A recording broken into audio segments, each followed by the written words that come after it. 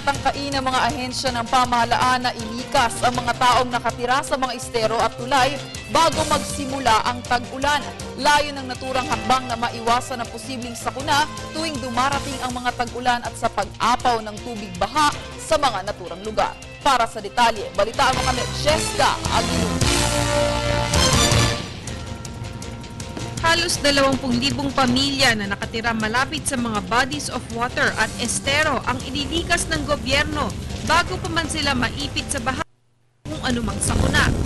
Nakuha ang bilang matapos ang inspeksyon na ginawa ng Metropolitan Manila Development Authority at Department of Public Works and Highways sa mga naturang lugar.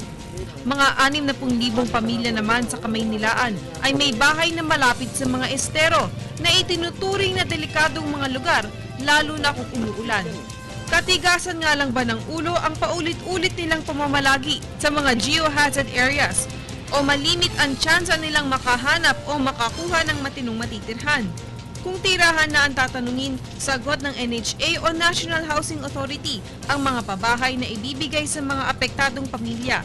Itatayo ang mga pabahay na ito sa Metro Manila. Para sa Telebisyon ng Bayan, Jessica Aguilera.